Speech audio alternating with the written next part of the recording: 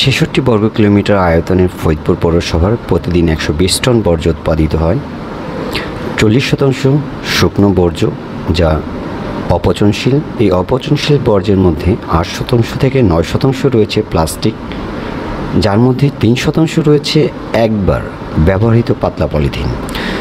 অধিকাংশ একবার ব্যবহৃত প্লাস্টিক ও নরম প্লাস্টিক পরিবেশ, নদী নালায়, সড়কের পাশে গিয়ে জমা হচ্ছে, যা পরিবেশের জন্য হুমকি স্বরূপ। এই পদ্ধতির মাধ্যমে পলিথিন নিয়ন্ত্রণে আনা সম্ভব। পরিবেশ থেকে পলিথিন মুক্ত করতে একটি আদর্শ প্লান্ট হতে পারে এই পাইরোলাইসিস প্লান্ট।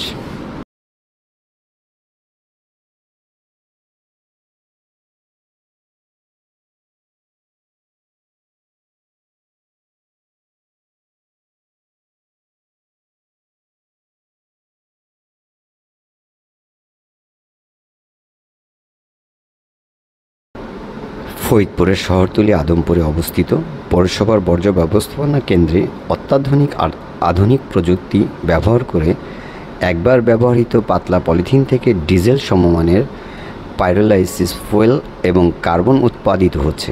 বর্জ্য পরিণত হচ্ছে সম্পদে। বিনষ্টকারী পলিথিন মুক্ত পরিবেশ গঠনে সহায়ক এই পাইরোলাইসিস প্লান্ট এবং কার্বন উৎপাদন করা হচ্ছে। ডেনমার্ক সরকারের সহায়তায় প্ল্যান্টটি বাস্তবায়নে সম্মিলিতভাবে কাজ করছে ফরিদপুর পৌরসভা। দেশে প্রথমবারের মতো ফরিদপুরে পলিথিন বর্জ্য থেকে জ্বালানি তেল উৎপাদনের দৃষ্টান্ত স্থাপন করেছেন। একটি পরিচ্ছন্ন ও সবুজ শহর তৈরি করতে ফরিদপুর পৌরসভা প্রতিশ্রুতিবদ্ধ। এই উদ্দেশ্যে শহরের বাসিন্দাদের জন্য একটি নিরাপদ ও স্বাস্থ্যকর পরিবেশ নিশ্চিত করবে। এই উদ্যোগ শহরের বাসিন্দাদের জন্য একটি নিরাপদ এবং স্বাস্থ্যকর পরিবেশ নিশ্চিত করবে।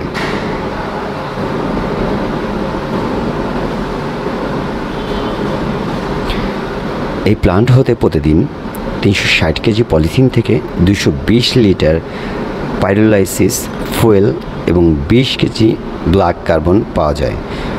প্রতি লিটার তেল উৎপাদনে ৬০ থেকে ৬৫ টাকা খরচ হচ্ছে এবং ৮০ টাকা লিটার দরে বিক্রি হচ্ছে। ডিজেলের থেকে